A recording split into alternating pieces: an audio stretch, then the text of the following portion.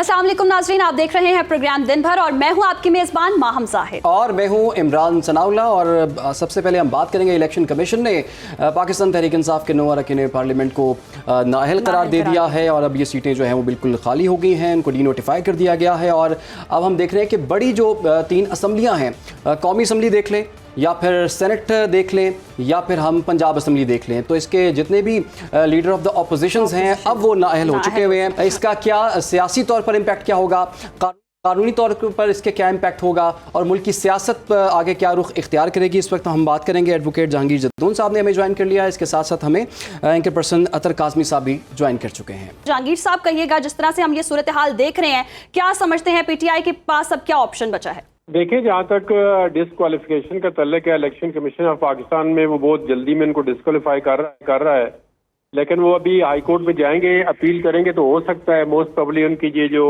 Election commission का order है ये हाई कोर्ट जो है सस्पेंड कर दे और जब तक उनकी अपील पे फैसला नहीं होता तब तक उनको स्टे आर्डर मिल जाए या बहाल कर दे। लेकिन देखें, अब इस तरह अगर आप लीडर ऑफ अपोजिशन भी खत्म हो जाएगा, सेनेट में भी, कौमी असम्बली में भी, तो एक किस्म का देखें ना, अपोजिशन और जो गवर्नमेंट होती है, जमहूरियत का हुस्न होते हैं, दोनों मिलकर चलते हैं। लेकिन अब पीटीआई के लिए मुश्किलात में इजाफा हो रहा है। तहरीक तो दूर की बात है, अब उनके जो मेंबरान है वो भी जो है वो असम्बली में भी नहीं आ सकते खौफ की वजह से, और जगह जगह से जब अरेस्ट होंगे तो ये तहरीक तो मुझे बिल्कुल चलती नजर नहीं आ रही। लेकिन जहांगीर साहब ये भी बताइएगा, आप कह रहे हैं कि अपोजिशन लीडर जो हैं वो अब नाअहल हो गए हैं, ये प्रोसेस किस तरह से आगे बढ़ेगा? लेकिन जी जुर्म तो हुआ ना, 9 मई का जुर्म तो हुआ, वो साबित भी हुआ, उस पर सजाएं भी हुई, उस पर नाअहली तो बनती है। तो फिर किस मसलहत का शिकार हैं बाकी जमातें जो ये कहती हैं कि अभी नाअहली नहीं होनी चाहिए थी, ये जो सजाएं सुनाई गई हैं ये सियासी तौर पर विक्टिमाइज करने की कोशिश की जा रही है, इस पर आप क्या कमेंट करेंगे सर? देखिए, 9 मई को तो एक रास्ता बोर्ड किसी बंदे ने एंडोर्स नहीं किया। आप हो, मैं हो, कोई भी बंदा हो, पॉलिटिकल पार्टी, इवन पीटीआई ने खुद भी कंडेम किया है। लेकिन उस पे जो क्वेश्चन मार्क उठते हैं कि जी इसकी जो बंदे वहाँ पे मौजूद नहीं थे, एक बंदा फैसलाबाद में मौजूद नहीं था, तो उसको वहाँ पे किस तरह आइडेंटिफाई किया गया है या उसकी जो एविडेंस थी वो क्या थी, और उसको फिर 10 साल देखे ना, थोक के हिसाब से हर अदालत जो 10 साल सजा दे रही है। मीनिंग देयर बाय कि आप जानबूझ के प्रोसिक्यूशन के केसेस में लकूना छोड़ रहे हैं कि बाद में इनको 2-3 साल के बाद जब ये मामला ठीक हो जाएं तो इन सबको बरी कर दिया जाएगा। तो इस तरह तो देखें ना मामला, फिर आप मतलब पिक एंड चूज, फिर वो जो कहते हैं पॉलिटिकल विक्टिमाइजेशन, वो ठीक कह रहे हैं ना। तो क्योंकि आपका देखें ना, अगर सजा 2 साल बनती है आप 10 साल उनको दे रहे हैं, सजा 3 साल बनती है आप उनको 10 साल देके डिस्क्वालीफाई कर रहे हैं। तो इस तरह तो फिर बिल्कुल किसी भी आइंदा भी किसी भी हुकूमत में हो कोई दूसरी पार्टी, तो अपोजिशन के लिए तहरीक चलानी बहुत मुश्किल है। अभी जो हालात आप देख रहे हैं पीटीआई के, कि जब दूसरी कोई पार्टी अपोजिशन में आएगी तो वो उससे भी ज्यादा जुल्म करेगी। सर, अगर अभी के सिचुएशन की बात कर लेते हैं, जिस तरह से इनको नाअहल कर दिया गया है, सीटें खाली हो चुकी हैं, ज़िमनी इंतखाब की तरफ जाते हैं, वहां इलेक्ट होकर आ जाते हैं और ये अपीलें दायर कर देते हैं, अपीलों के बाद सिचुएशन बदल जाती है, तो फिर क्या कानूनी पेचीदगियां होंगी? डेफिनेटली आपने बड़ा इंपॉर्टेंट क्वेश्चन पहले भी चैनल में बताया कि अगर इनकी अपील एक्सेप्ट हो जाती है तो इसीलिए मैं कह रहा हूँ ना, मेरे ख्याल में ये जो हाई कोर्ट है ये इनकी जो डिस्क्वालिफिकेशन का आर्डर इलेक्शन कमीशन का वो उसको सस्पेंड कर देगी और वो फॉर द टाइम बीइंग वो स्टे हो जाएगा जब तक इनकी अपीलों पे फैसला नहीं होता। जब तक अपीलों पे फैसला होगा तब तक साल 1.5 और गुजर जाएगा, तो फिर हो सकता है मामलात इनके किधर जहाँ पे खराब है वहाँ पे सीधी हो जाए, तो इनके मामलात जो है आगे बढ़ने शुरू हो जाएंगे पीटीआई के। अभी तक तो इनके लिए कोई नरम गोशा नहीं है। अभी तक तो जी इनके लिए कोई नरम गोशा नहीं है। सर, आप हमारे साथ ही रहिए। जहांगीर जद्दून साहब, एडवोकेट जहांगीर जद्दून हमारे साथ मौजूद हैं, साथ एंकर पर्सन अतर काज़मी साहब ने भी हमें ज्वाइन कर लिया है। अतर काज़मी साहब, अब हम देख रहे हैं कानून अपना रास्ता अपना रहा है। जो जराइम 9 मई को हुए, फिर उसके बाद एक तवील अरसे तक केसेस भी चले, बयानात भी कलमबंद हुए, शहादतें भी रिकॉर्ड हुई, कुछ सबूत भी मंजर आम पर आए और उसके बाद सजाएं सुना दी गई। और अब हम देख रहे हैं कि इलेक्शन कमीशन की जानिब से भी उन अरकान को नाअहल करार दिया जा रहा है। अब इसको इतना ही समझे जितना मैंने बता दिया, या इसका इम्पैक्ट इससे भी बढ़ के है? देखिए, इम्पैक्ट तो यकीनन पाकिस्तान की सियासत पे इस पे पड़ेगा। ये कोई मामूली बात नहीं है कि इतने ज़्यादा लोगों को आप इस तरह नाअहल करार दें, और इतनी जल्दी में जिस तरह फैसले किए जा रहे हैं, जिस तरह फैसला आया उसी के बाद फौरन लोग कह रहे थे कि इन सारे लोगों को नाअहल करार दे दिया। जी یقیناً اطہر کاظمی سے غالباً ہمارا ہمارا رابطہ جو ہے وہ منقطع ہوا ہے، ان سے رابطہ بحال کرنے کی کوشش کریں گے، اور یہ جو 9 ارکان پارلیمنٹ ہیں جن کو جی نااہل قرار دیا گیا ہے، اور اب دیکھنا یہ ہے کہ پی ٹی آئی اس پر کیا رد عمل دیتی ہے۔ آپشن تو یہی ہے کہ وہ اپیل دائر کرے اور ہائی کورٹ میں جائیں، اور الیکشن کمیشن جو ہے اس وقت ان لوگوں کو نااہل کر چکا ہے، یہ ڈیسیجن سامنے آیا ہے، اور پی ٹی آئی والوں کے لیے جی ہے مزید سختی بڑھتی چلی جا رہی ہے۔ دوسری طرف ہم دیکھ رہے تھے کہ پی ٹی آئی جی تحریک چلانا چاہ رہی تھی اور اپنی پلاننگ کر رہی تھی، اپنی بقا کے لیے جنگ لڑ رہی تھی، ایک طرح سے تحریک چلانا چاہ رہی تھی، لیکن نااہلی کی تلوار جو ہے وہ چل نااہلی گئی کی ہے، تلوار اب ان کے سر پر آ چکی ہے۔ اطہر صاحب ہمارے ساتھ موجود ہیں۔ جی اطہر کاظمی صاحب، یہ بتائیے گا پاکستان کے پولیٹیکل پروسیس پہ اس کا کیا امپیکٹ دیکھ رہے ہیں، اور اب پاکستان تحریک انصاف کے پاس کیا لیگل آپشنز موجود ہیں؟ میری آواز آپ کو آ رہی ہے؟ جی فرمائیے گا۔ جی میں عرض کر رہا تھا کہ دیکھیں یقیناً اس کے پاکستان کی سیاست پہ تو کافی زیادہ اثرات پڑیں گے، اتنے زیادہ لوگوں کا اس طرح نااہل ہونا۔ ابھی بہت سارے دیگر جو لوگ ہیں وہ مختلف مقدمات کے اندر ان کے مقدمات بھی پینڈنگ ہیں، تو نہ صرف یہ ان کی جو نااہلیت ہے اس سے پاکستان تحریک انصاف کی سیاست کے اوپر اثر پڑے گا، بلکہ آنے والے جو مقدمات ہیں ان کے حوالے سے بھی اب لوگوں کے تحفظات ہوں گے کہ ہو سکتا ہے کہ اس میں بھی لوگوں کی نااہلیت ہو جائے اگر کوئی کنوکٹ ہوتا ہے۔ لیکن کیا یہ کوئی ایسا قانونی عمل ہے اور اس کے نتیجے میں یہ جو سب کچھ ہو رہا ہے لوگ اس کو قبول کر لیں گے؟ ٹو بی آنیسٹ اس کے اوپر ایک بہت بڑا سوالیہ نشان ہوگا کہ کیا یہ جو سزائیں دی گئی ہیں، یہ جس طریقے سے نااہلیت کی گئی ہے، کیا یہ صرف ایک قانونی عمل کا نتیجہ ہے کہ یا اس میں سیاست بھی انوالو ہے؟ ٹو بی آنیسٹ اس میں سیاست بھی آپ کو نظر آتی ہے، اور اس ساری صورتحال کو سیاست بھی نظر آتی ہے۔ ہم یہ بھی دیکھ رہے تھے کہ مذاکرات کی بہت باتیں چل رہی تھی، اب اس سچویشن کے بعد اگر لیٹس سپوز ہم سوچ لیتے ہیں کہ مذاکرات ہو جاتے ہیں تو پھر کوئی قانونی پہلو چینج ہو سکتے ہیں؟ کوشچن بڑا انٹرسٹنگ ہے آپ کا، مطلب اگر مذاکرات سے قانونی پہلو چینج ہونے تو اٹ مینز کہ یہ قانون کا تو مسئلہ ہے نہیں ہے، یہ مذاکرات کا مسئلہ ہے، یہ پسند ناپسند کا مسئلہ ہے، یہ ڈیل کا مسئلہ ہے۔ کی سیاست میں جس طرح پہلے جہانگیر جدون صاحب بھی فرما رہے تھے مجھ سے پہلے کہ جب معاملات سیٹل ہوتے ہیں تو بہت ساری چیزیں سیٹل ہو جاتی ہیں، ہو سکتا ہے کہ کل حکومت کے ساتھ ان کا پیچ اپ ہو جائے اور اسی حکومت کے ساتھ کچھ معاملات طے ہو جائیں تو شاید کوئی صورتحال تبدیل ہو۔ اطہر صاحب یہ بتائیے گا، اگر سوال اس کو چینج کر لیتے ہیں تھوڑا سا ہم، وہ یہ ہے کہ اگر یہ لوگ باقی لوگوں کی طرح معافی مانگ لیں اور یہ تسلیم کر لیں کہ غلطی ہوئی تھی، 9 مئی کو ایک بہت بڑی غلطی ہوئی تھی اور یہ لوگ اس میں شامل تھے، تو پھر کچھ ریلیف مل سکتا ہے انہیں؟ اس کی تو عمران صاحب مثال موجود ہے نا، جن لوگوں نے مقدمات کے اندر نامزد بھی تھے تو وہ تو ایک واضح مثال موجود ہے کہ اس طرح کا ریلیف لوگوں کو دیا گیا۔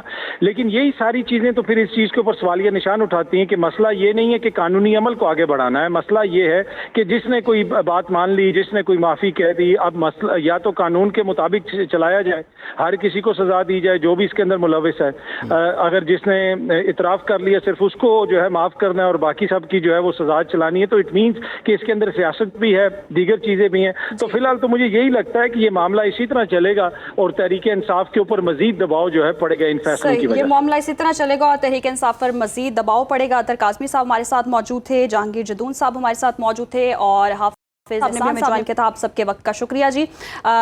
پروگرام میں اب آگے بڑھتے ہیں اور بات کرتے ہیں جی 5 اگست 2019 کی، ایسا دن اور تاریخ جسے بھلایا نہیں جا سکتا، جب بھارت نے اپنا آئین پامال کر کے مقبوضہ کشمیر کی خصوصی حیثیت چھین لی، آرٹیکل 370 کا خاتمہ کر کے کشمیریوں کی پہچان، ان کی شناخت، ان کا قانونی تحفظ مٹا دیا گیا۔ یہ اقدام نہ صرف بھارتی آئین کے خلاف تھا بلکہ عالمی قوانین، اقوام متحدہ کی قراردادوں اور انسانی حقوق کی کھلم کھلا خلاف ورزی کی گئی تھی۔ اور تب سے اب تک 6 سال گزر گئے ہیں مگر بھارتی مظالم کا سلسلہ رکا نہیں ہے۔ مقبوضہ وادی آج بھی جیل بنی ہوئی ہے جہاں بولنے کی اجازت نہیں، لکھنے کی اجازت نہیں، حتیٰ کہ سوچنے کی بھی اجازت نہیں ہے۔ بولنے والوں کو ناحق قتل کر دیا گیا اور حقیقی کشمیری قیادت کو پابند سلاسل کر دیا گیا۔ ان تمام مظالم کے ہوتے ہوئے نہ تو کشمیریوں کی آواز کو دبایا جا سکا ہے اور نہ ہی ان کے جذبہ آزادی پر کوئی قدغن لگائی جا سکی ہے۔ اور اسی پر بات کرنے کے لیے ہمارے ساتھ اسٹوڈیوز میں ہمیں جوائن کیا ہے حریت رہنما بلال احمد بٹ صاحب نے۔ بہت شکریہ بلال صاحب آپ کے وقت کا۔ کہیے گا جس طرح سے ہم دیکھ رہے ہیں کہ کشمیریوں کے حق چھینا گیا اور جو مودی سرکار ہے، انڈیا ہے، کب سے انسانی حقوق کی خلاف ورزیاں کر رہا ہے، اور ہم یہ بھی دیکھ رہے ہیں کہ پاکستان ہمیشہ سے ساتھ کھڑا تھا کشمیریوں کے اور آج بھی کھڑا ہے، اور آج یہ خصوصی دن بھی منایا جا رہا ہے، اس پر کیا کہیں گے آپ؟ بسم اللہ الرحمن الرحیم۔ پہلے تو آپ کے چینل کا بہت مشکور ہوں کہ جن کی وجہ سے آج اس ہارٹ جو ہے ڈے پہ جو ہے آپ نے مدعو کیا اور اس پہ بات کرنے کا موقع دیا، اور یہ بات انشاءاللہ جو ہے پوری دنیا دیکھے گی، اور شاید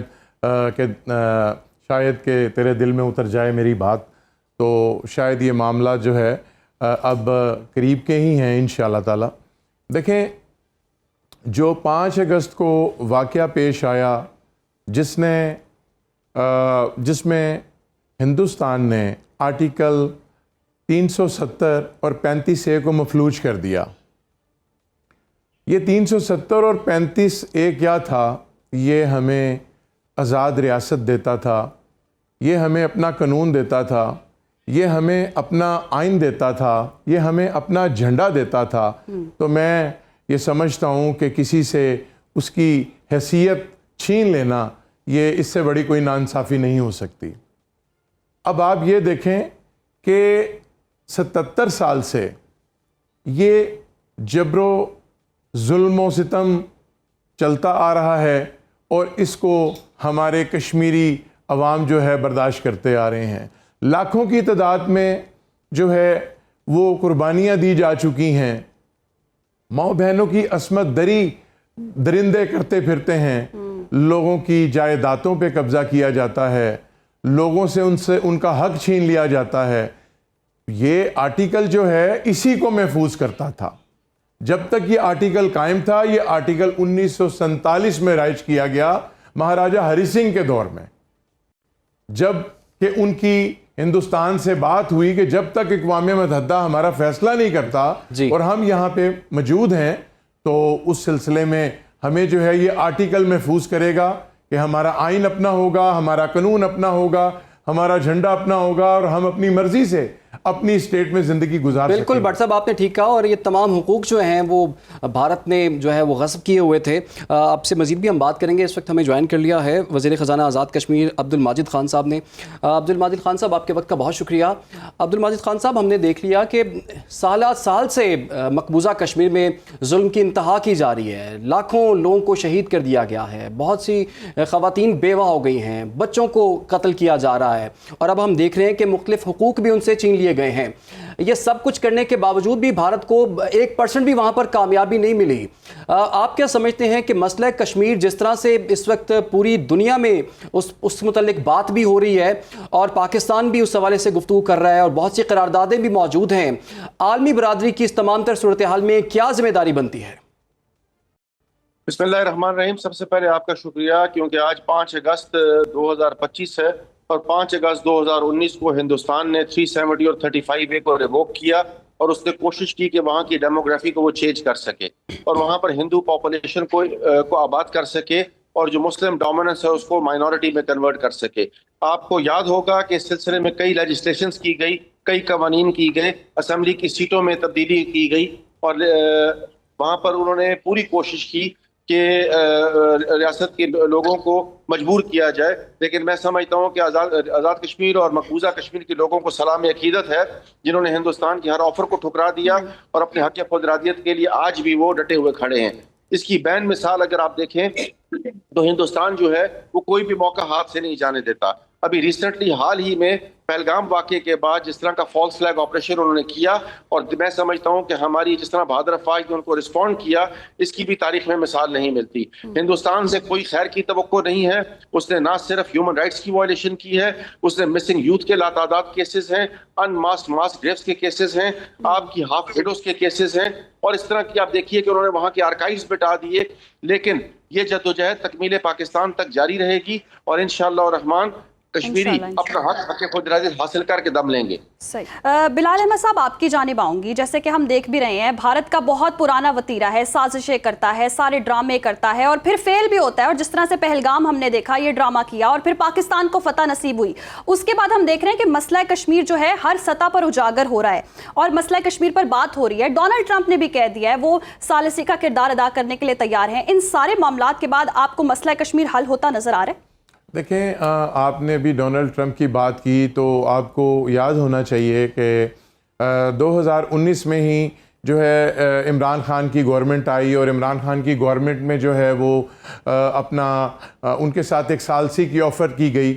تو میں یہ سمجھتا ہوں کہ وہ ثالثی جو ہے وہ تو اس ثالثی کی وجہ سے جو ہے 12 دن اس ثالثی کی آپس میں گپ شپ کے بعد جو ہے اس کے ٹھیک 12 دن بعد کشمیر پہ قبضہ کر لیا جاتا ہے، تو مجھے تو یہ اس میں سازش کی جو ہے وہ باقاعدہ سمیل آتی ہے کہ اس پہ باقاعدہ سازش کر کے یہ کام کیا گیا، اور ایسی ثالثی نہیں چاہیے جس سے ہمارے حقوق چھین لیے جائیں، ہماری آزادی چھین لی جائے، اور ہمیں جو ہے اپنے گھروں میں جو ہے وہ جیل خانے ہمارے ڈکلیئر کر دیے جائیں۔ تو یہ ظلم جو ہے میں نہیں مانتا اس ایسی ثالثی کو جو کہ کشمیریوں کے حق جو ہے ان کو غصب کر جائے۔ ٹھیک ہے جی، بہت بہت شکریہ آپ کا۔ بلال احمد بھٹ صاحب ہمارے ساتھ موجود تھے، عبد الماجد خان صاحب آپ نے بھی ہمیں وقت دیا، آپ دونوں کا بہت بہت شکریہ۔ درست ہے جی کہ کشمیر کا جو مسئلہ ہے اس کا حل بھی وہی ہے اقوام متحدہ کی قراردادوں کے مطابق، اور حق خود ارادیت انہیں ملنا چاہیے۔ بھارت نے بڑی کوشش کی، بڑی بریک واردات جو ایسے کہتے ہیں نا کہ ڈالنے کی کوشش کی کہ ڈیموگرافی چینج کرنے کے لیے انہوں نے کہا، پھر اس کے ساتھ ساتھ غیر مسلموں کو وہاں لا کے آباد کیا گیا، پھر وہاں پر ٹورزم پروموٹ کرنے کی کوشش کی گئی، 10 لاکھ فوج کے چھتری کے نیچے یہ سب کچھ ہو رہا تھا، اور وہ یہ چاہ رہے تھے کہ جیسے کہ ہم پوری دنیا کو میسج دیں گے یہاں پہ تو دیکھیں جی ٹورزم بڑی چل رہی ہے، یہاں پہ تو بڑا امن و امان ہے، لوگ بڑے خوش ہیں۔ لیکن پھر پہلگام واقعہ ہوا اور ساری جو ہے وہ کھل کے سامنے آ گئی۔ آگے بھی بڑھیں گے لیکن اس سے پہلے ایک چھوٹی سی بریک، آپ لوگ ہمارے ساتھ